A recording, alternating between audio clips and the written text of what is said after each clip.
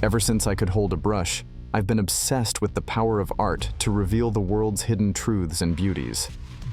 Lately, my canvas has revealed only shadows, haunting my once peaceful coastal town with darkness that bleeds beyond the frame. It all started when I found that damned brush. I was wandering through the old part of town, where salt-chewed wood clings to houses like the remnants of forgotten shipwrecks. In an abandoned shack hunched over the cliff's edge, I discovered it among debris that smelled of mold and seawater.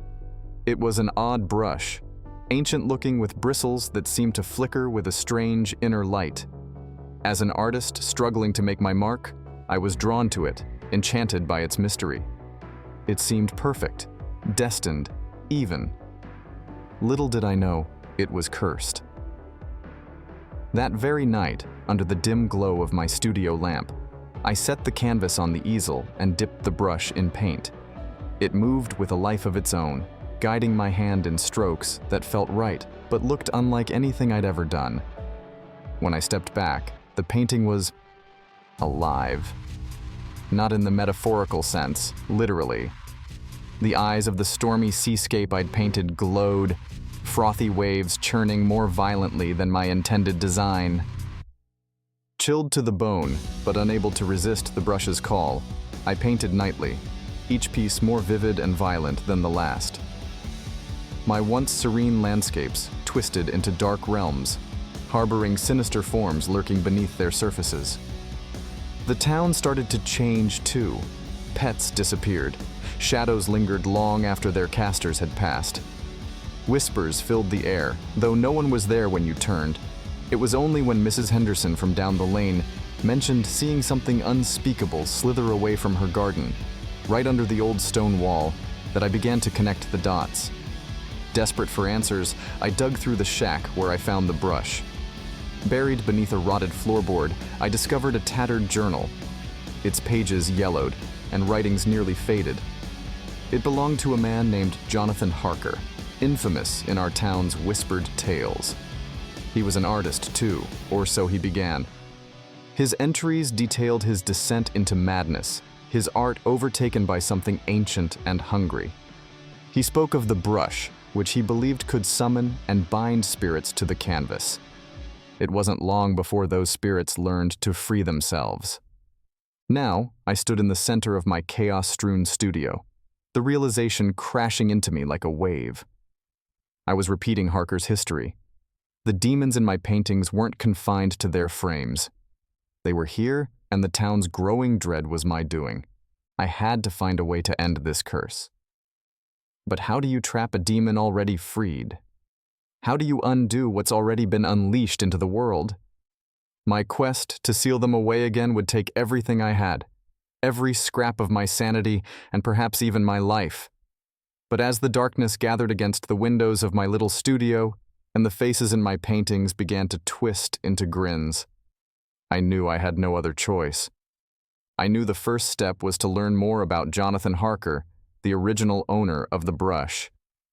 Delving deeper into his journal, I pieced together the horrifying experiments he conducted, blending the occult with his artistry. He believed the brush, which he fashioned himself from a tree struck by lightning, a tree he claimed grew over the graves of forgotten warlocks, could harness spectral energies. Armed with this knowledge, I contacted Dr. Eleanor Miles, a professor of folklore at the local university, and a skeptic of the supernatural. If anyone could help me navigate the fine line between myth and reality, it was her. Eleanor was intrigued, if not entirely convinced, by my story. However, the historical aspect of Harker's life and the physical evidence of the journal swayed her to assist me. Together, we pored over ancient texts and obscure tomes she managed to dig up from the university's archives. Our research led us to a grim conclusion. The only way to reverse the curse was to complete a ritual that would bind the freed entities back to the canvas, sealing them permanently. But every ritual required a sacrifice. In this case, the sacrifice was the artist's life force. Harker had refused to pay this price, so he ultimately disappeared, leaving the demons to roam free. Determined not to fall into the same trap, I steeled myself for what might come. It wasn't just about my safety anymore. The entire town was at risk. The next few nights, as I prepared for the ritual, the creatures from my paintings grew bolder. Shadows slinked through the streets, tugging at the edges of sanity and spooking the townsfolk. Reports of eerie sightings and chilling encounters filled the air, and the town's unease turned to palpable fear. The night of the ritual was moonless, with thick clouds smothering the stars. Eleanor and I sat up in my studio, surrounded by my haunted artwork. The air was thick with a cocktail of paint fumes and ancient incense. Eleanor insisted we burn for protection. As I began the ritual, guided by Eleanor's steady voice reading the incantations, the temperature dropped, and a suffocating darkness filled the room. The creatures began to emerge from the paintings, their forms more terrifying than any brush could capture. They circled, snarling and snapping, as if to intimidate me into stopping, but I painted on each stroke a laborious effort that sapped my strength. My vision blurred, my hands trembled, and my heart pounded against my chest like it wanted to escape. Eleanor continued her chants, her voice a beacon in the growing storm of dark energy. Finally, as I completed the last stroke, a surge of energy shot through the studio. The creatures screamed in agony, their forms dissolving into swirls of paint that flew back onto the canvas, trapped once again in their two-dimensional prisons. Exhausted and weak, I collapsed, the brush falling from my numb fingers. The silence that followed was deafening. In the days that followed, the town slowly returned to normal, the shadows receding as if they were nothing but a collective nightmare. I recovered physically, but a part of me remained tethered to those canvases, a constant reminder of the price paid. While peace returned, the brush remained in my possession, locked away but not destroyed. A part of me fears it can never indeed be destroyed. I remain vigilant, the guardian of a dark portal, constantly aware of the thin veil between our world and the one I nearly unleashed upon us all. Months passed since the ritual, and the town remained quiet, its streets free of the shadows that once haunted them. People began to smile again, the eerie fog of fear lifting like morning mist under the sun. But within me, the darkness lingered, a constant nagging presence that whispered of unfinished business. As winter drew near, I decided to leave the town. The brush, safely locked in an iron chest, came with me. I couldn't risk leaving it behind when it held such power.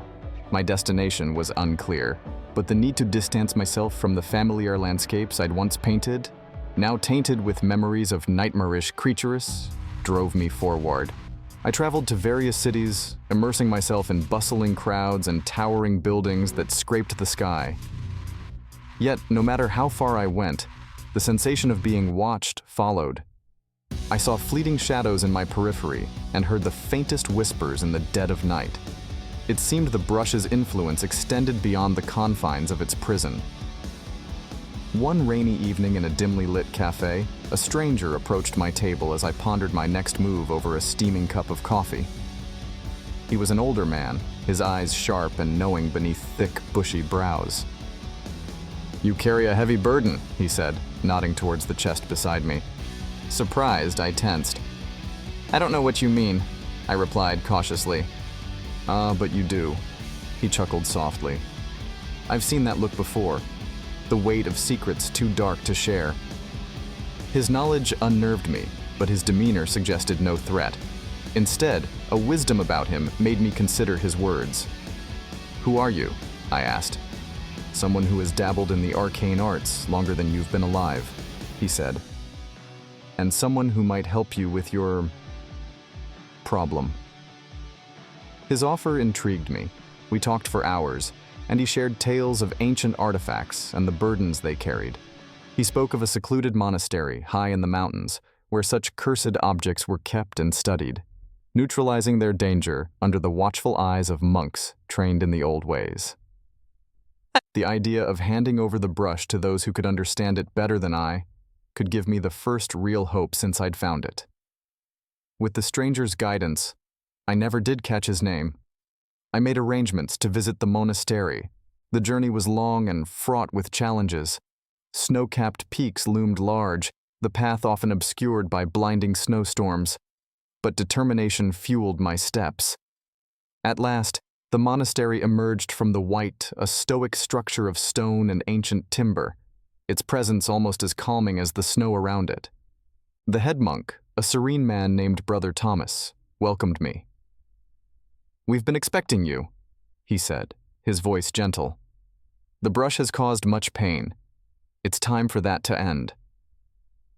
Under their guidance, I participated in one final ceremony, a sacred rite to purge the dark power and sanctify and restore balance. I placed the brush upon an old stone altar in the monastery's ancient ritual chamber, adorned with faded frescoes depicting the battle between light and darkness. The monks formed a circle around me, their chants low and resonant, echoing through the vaulted stone halls. As their voices rose in a powerful crescendo, the head monk, Brother Thomas, passed me a torch. I touched the flame to the brush with a deep, steadying breath. The brush caught fire, not with ordinary flames, but with a brilliant blue light that seemed to purify rather than consume. It crackled in the silence, like old parchment being turned into a vast, forgotten library. And then it was nothing but ash. The monks continued their chants, now soothing and melodic, as the air filled with a sense of peace. The oppressive weight I had carried lifted, cleansed by the sanctity of the ritual. As the final echoes of the chant faded, the room felt lighter, as if the very stones had exhaled a sigh of relief with me. Brother Thomas placed a comforting hand on my shoulder. "It is done," he said, his voice filled with a quiet authority. "You have freed yourself and protected others. You are welcome to find peace with us here, to learn our ways and heal from your journey."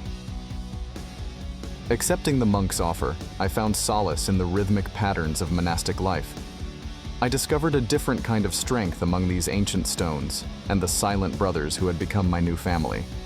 It was not just the absence of darkness that brought peace, but the presence of light, in the rituals, shared meals, and quiet moments of contemplation. If you found the story to be engaging and entertaining, we would be grateful if you could take a moment to leave a comment, give it a thumbs up, and subscribe to our channel. Your support will help us create more great content you'll enjoy.